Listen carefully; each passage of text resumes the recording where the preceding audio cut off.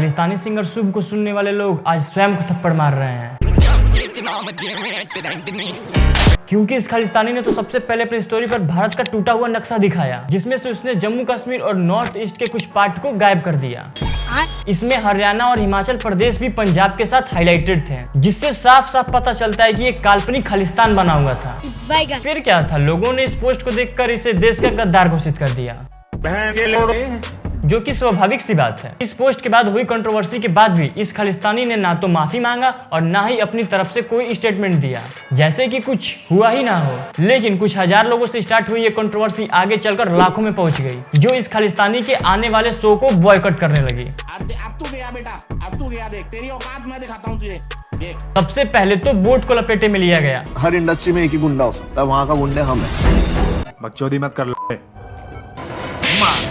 और बोट ने शुभ के नेक्स्ट इंडिया टूर के इन स्पॉन्सरशिप से लिया विड्रॉल। और हाल ही में बुक माई शो ने ट्वीट करके कंफर्म किया शुभ का इंडिया टूर हो चुका है कैंसिल। ये भी ठीक है, शुभ को खालिस्तान चाहिए था और हमने उसे दिया खाली स्थान। इतना सब होने के बाद भी शुभ बिल्कुल चुप था और उसकी तरफ से अब तक कोई स्टेटमेंट नहीं आया। भारत के ही टुकड़े की बात करके भारत से ही पैसा कमाता रहेगा, तो ऐसा नहीं है। बट फाइनली शुभ का एक स्टेटमेंट बाहर आता है और उसमें वो क्या कहता है, पंजाबी लोग अपने देशभक्ति का सबूत नहीं देते हैं। भाई साहब कुछ ज्यादा नहीं हो गया ये? मतलब कुछ भी। शुभ के इस पोस्ट में अपोलॉजी छोड़कर सब कुछ था। हिस्ट्री थी, ज्योग्राफी थी, इलेक्ट्रिक साइंस थी। अरे वीरे तू चिंता ना कर, तेरा शो कैंसिल हुआ है ना, तू मीटअप कर। हाँ, शो कैंसिल हो गया तो क्या हो गया, तू यूपी में आ और एक फैन मीटअप कर। Few moments later.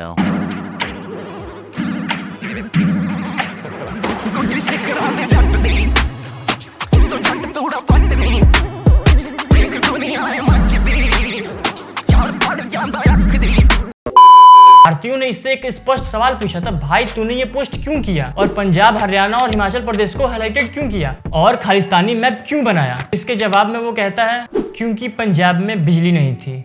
क्या कहना क्या चाह रहे हैं भाई आप? क्या कोई सेंस है इस बात का? अगर पंजाब में बिजली नहीं है तो मैं भारत का वो नक्शा पोस्ट करूंगा जिसमें जम्मू कश्मीर और नॉर्थ ईस्ट के पार्ट गायब हैं। एक काम करता हूँ, पंजाब में बिजली नहीं है तो एडिटर से बोलकर नॉर्थ ईस्ट के पार्ट को और जम्मू कश्मीर को उड़ा देता हूँ। तो सवाल ये उठता है कि उसने ऐसा पोस्ट क्यों किया? क्योंकि ये खालिस्तानियों का एक अवैध ड्रीम है, जिसमें वो एक नया देश बनाएंगे, जिसके अंदर वो पंजाब के साथ साथ हिमाचल प्रदेश और हरियाणा को भी इंक्लूड करेंगे। यही होता है जब तुम्हारा दिमाग घुटनों में हो। मेरी माँ के पैरों को छू के तू उसे उसके बेटे का नाम दे। सामान्य भारतीय जो इंडिया से बाहर कनाडा या अमेरिका जाकर खुद को इंडो कैनेडियन या इंडो अमेरिकन बताते हैं, वहीं ये अपने आप को इंडियन ना बताकर केवल पंजाबी बताते हैं या फिर पंजाबी कैनेडियन बताते हैं। और ये अपनी एक अलग पहचान बताना चाहते हैं, इंडिया से संबंध तोड़ देना चाहते हैं। और ये अपने पोस्ट और भाषण में केवल गुरुओं की बात करेंगे, पंजाबियों की बात करेंगे, पंजाबियत की बात करेंगे और खालिस्तानियों की बात करेंगे। ये बात शुभ और बाकी के सिंगर्स अच्छी तरीके से जानते हैं कि वो पंजाबियों का नाम लेकर कैसे अपने लोगों को ट्रिगर करेंगे, जिसके बाद वहां के लोग सोचेंगे कि ये हम पे अटैक है, पंजाबियों पे अटैक है, पंजाबियत पे अटैक है। जिसके बाद आप देखेंगे कि अधिकतम तो नहीं लेकिन इसमें से एक बड़ा हिस्सा इनका साथ देके उन लोगों के विरुद्ध हो जाते हैं, उन लोगों के अगेंस्ट हो जाते हैं जो इनकी आलोचना करते हैं। इन सब चीजों से मैं कहना चाहता हूँ कि खालिस्तानी सिंगर शुभ के सपोर्ट में खड़े होने वाले दलों की कमी नहीं है। स्नैप चलती हुई है।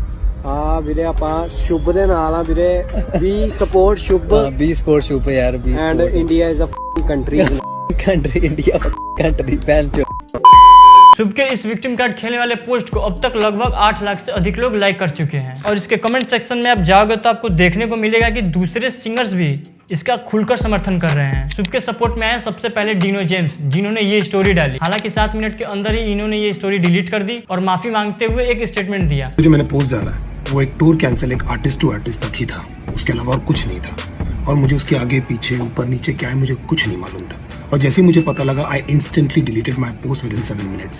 लेकिन इसका मतलब ये नहीं कि मैं उससे भाग रहा हूँ। मैं कोई भी एंटी नेशनल बिहेवियर एक्ट किसी को सपोर्ट नहीं करता हूँ यार। मैं क्यों करूँगा, मैं क्यों सपोर्ट करूँगा किसी को? लेकिन लाइक आई सेड मैं उससे नहीं भाग रहा हूँ। I take full ownership, full responsibility of what I have done.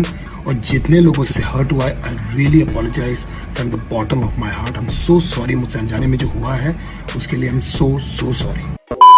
Singer AP Dhillon, जिसके गाने आपने कभी ना कभी सुने ही होंगे। दिन था 11 अगस्त 2023। एपी ढिल्लो अपने इंस्टा पर एक पोस्ट करते हैं। इस पिक्चर को आप पहली नजर में देखो तो आपको बिल्कुल ही नॉर्मल लगेगा, लेकिन ध्यान से जूम करके देखो तो आपको इनके सुपर इंडिया का ट्राई कलर देखने को मिलेगा। ये देखने के बाद इंडियन ऑडियंस ने लगातार इनके पोस्ट पर कमेंट करके और ट्वीट करके इनसे ये पोस्ट डिलीट करने को बोला और माफी मांगने को बोला। लोगों का कहना था कि इस पोस्ट को जल्द से जल्द डिलीट करो और माफी मांगो, लेकिन इतने क्वांटिटी में स्पैम कमेंट के बाद भी एपी ढिल्लो और उनकी टीम द्वारा ये इग्नोर किया गया। लोगों ने इसे इस बात पे भी ट्रोल किया ये पोस्ट अनइंटेंशनली ना होकर इंटेंशनली सोच समझ के किया गया, वो भी 15 अगस्त यानी इंडिपेंडेंस डे से 3 दिन पहले 11 अगस्त को। हालांकि इतनी कंट्रोवर्सी के बाद इस पोस्ट को डिलीट कर दिया गया, लेकिन एपी ढिल्लो द्वारा इसके रिलेटेड कोई भी स्टेटमेंट नहीं दिया गया।